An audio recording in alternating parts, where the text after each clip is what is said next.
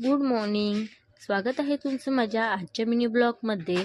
आज ना मी गार्डनमध्ये म्हणजे माझ्या छोट्याशा बागेत मागे गेले होते. तिथं मला एक पेरू पिकलेला दिसला. त्यानंतर मी घरात आले आणि त्याला स्वच्छ पाण्याने धुवून घेतलं.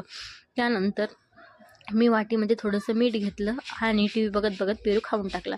तर मी आज बनवणार होते मेथीचे पराठे. त्यासाठीच मी गव्हाचं पीठ घेतलं, त्यामध्ये 1 वाटी बेसन पीठ टाकलं आणि मेथीचे पराठे म्हणल्यावर मेथी तर असणार झाली ना, मग मेथी स्वच्छ बारीक कट करून स्वच्छ धुवून घेतली मी आणि ती पण त्यामध्ये ॲड केली. हे बघू शकता तुम्ही, अशा पद्धतीने मेथी कट करून त्याच्यामध्ये स्वच्छ धुवून टाकून घ्यायची आहे. जे आपण बेसन पीठ आणि पीठ घेतलं होतं ना त्यामध्ये. त्याच्यानंतर त्यावर लसूण, थोड्याशा मिरच्या, कोथिंबीर या पद्धतीने मी केलं, त्या पद्धतीने थोड्याशा कट करून टाकायच्या आहेत जसं की मी टाकलं होतं. त्या यामध्ये थोडंसं ओवा पण ॲड करायचा आणि सोबतच थोडेसे जिरे पण घ्यायचे, का तर टेस्ट चांगली यावं म्हणून त्यामध्ये जिरे पण ॲड केलेले आहेत. बघू शकता तुम्ही, थोडेसे खूप सारे नाही टाकायचे.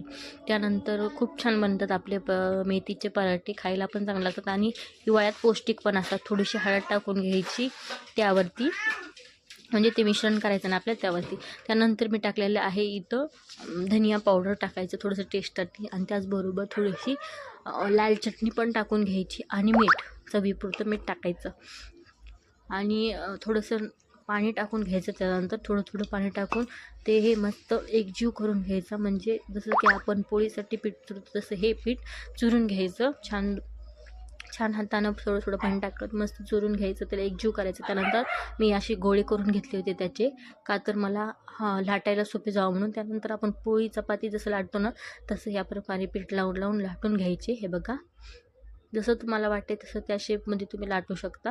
आपण तर गोलच लाटलेत. हे बघा मी कसे फटाफट गोल लाटून घेतले होते. त्यानंतर बघा, तव्यावर थोडंसं तेल टाकायचं. तवा पहिलं गरम होऊ द्यायचा, मग थोडंसं तेल टाकायचं तव्यावरती आणि त्यानंतर आपला जो पराठा आहे मेथीचा ते तव्यावर टाकून घ्यायचा. साईडला थोडंसं तेल लावून घ्यायचं आणि त्याला मागून पुढून चांगलं शेकून घ्यायचं. कच्चं ठेवायचं नाही, पूर्ण भाजून शेकून घ्यायचं. त्याला तेल लावू उलट पलट करायची त्याची, म्हणजे कोणताही भाग त्याचा कच्चा राहिला नाही पाहिजे याची खात्री घ्यायची आपण.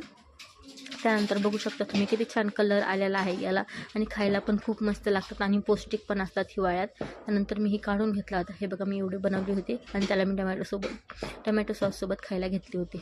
आज ना माझे पार्सल पण आले होते मिशोचे, त्यामध्ये ही पनीर, त्यासोबत ही ब्लॅक कलरची पण आली होती माझ्या हस्बंडसाठी, आणि हे पार्सल मी मिशोहून घेतलं होतं. हे बघा किती छान आला होता. तर माझी रेसिपी तुम्हाला कशी वाटली ही कमेंटमध्ये नक्की सांगा, आणि हा अल्बम जो मी मिशोहून ऑर्डर केला आहे तो पण कसा वाटला कमेंटमध्ये नक्की सांगा. भेटूया उद्याच्या ब्लॉगमध्ये. आजसाठी